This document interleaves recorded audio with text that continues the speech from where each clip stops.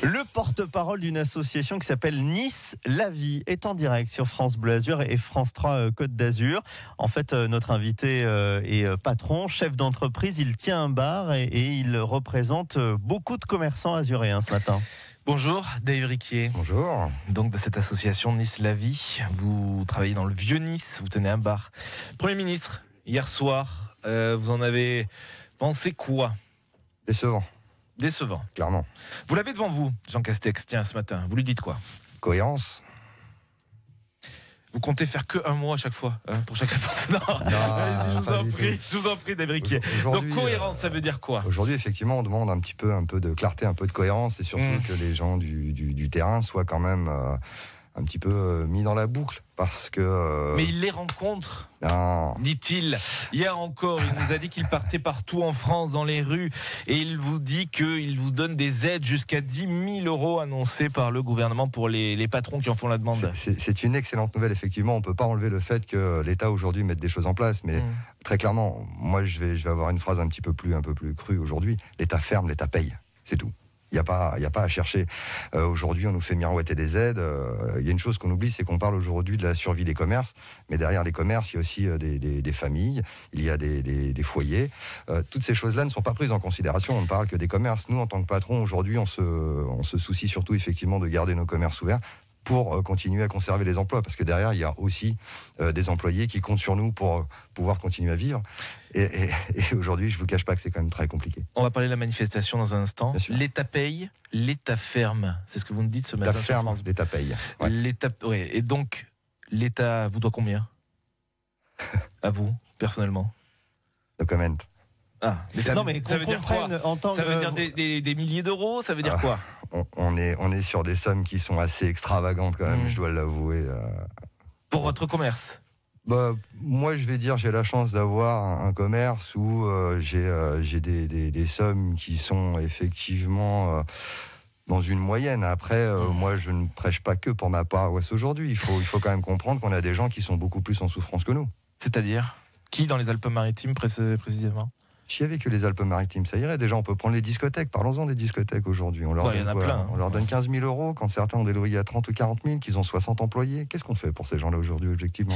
Ce qui veut dire que vous allez rassembler déjà combien de monde demain dans les rues de Nice? On prévoit à peu près 1000 à 1500 personnes. En plein confinement? En plein confinement. Il n'y a pas un problème de transmission du virus quand même?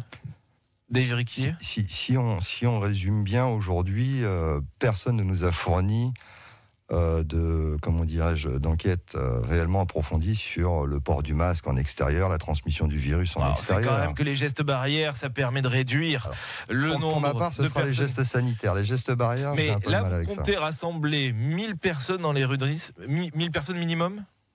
On ne sait pas. Place Garibaldi. Elle est déclarée cette manifestation? Elle est déclarée. Que vous dit la préfecture là-dessus? La préfecture donc nous avait au préalable accordé une première manifestation qui s'est très bien déroulée. Lorsqu'on a fait la demande de la seconde, celle-ci a été accordée tacitement. Maintenant, ce qui s'est passé, c'est qu'entre le moment où nous avons fait la demande et à ce jour, il s'est passé des événements tragiques, malheureusement. Donc, par la force des choses, ça a eu un impact aussi. L'attentat de Nice, la basilique Notre-Dame, c'est ce à quoi vous faites référence? Tout à fait. 15 jours de plus, interdit de travailler. Vous pouvez tenir le coup?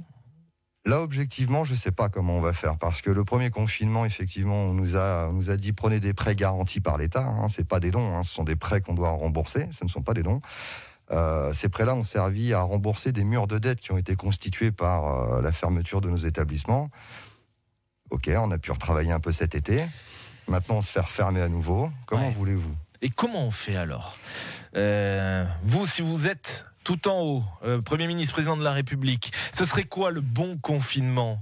Faisons des études, effectivement, aujourd'hui, sur les endroits où il y a de réels risques. Est-ce que vous pensez qu'aujourd'hui, je sais qu'on parle beaucoup des librairies, moi, j'ai pas forcément les librairies en tête, mais on a beaucoup d'autres petits commerces aujourd'hui qui sont soi-disant non essentiels. Déjà, il faudra me dire ce que c'est qu'un commerce non essentiel. Ça veut dire qu'il ne vend pas de la nourriture, ça veut dire qu'il n'est pas essentiel à notre survie. Oui, Mais entre-temps, cette personne qui a un commerce non essentiel, si ça fait 10 ans qu'elle est ouverte, c'est bien qu'effectivement son commerce est essentiel, ses impôts sont essentiels. Après, les commerces sont essentiels à la vie, à tout ce qui se passe autour de nous. Mais donc concrètement, vous fermeriez quoi? Comment on fait pour que ce virus il ne se propage pas et que vous ne soyez pas obligé de licencier? Objectivement, les transports en commun, déjà, c'est la première chose que je fermerais. Transport en commun, école? École, bien sûr. Jean Castex qui dit que ces mesures, elles pourraient s'assouplir à partir du 1er décembre. Ça veut dire 15 jours à peu près. Ça fait 2 mois qu'on nous dit que ça doit s'assouplir. Et alors? On regarde, on est reconfiné. Alors, on a été confiné une première fois, le port du masque, les distanciations sociales, le gel hydroalcoolique, on a fait tout bien, tout comme il fallait, les jauges dans les établissements, tout a été fait. Ce que vous me dites, c'est que les restaurateurs, ils ont justement respecté ces gestes barrières, ces mesures anti-Covid. Mais est-ce qu'il n'y a que les restaurateurs qui sont fermés aujourd'hui ? Et les salles de sport, non. Et les salles de sport qui amènent un bienfait pour certaines personnes qui en ont réellement besoin aujourd'hui, parce que c'est faire une activité, pratiquer une activité physique pour certaines personnes qui ont un état de santé qui le nécessitent. Aujourd'hui, on les prive de tout ça.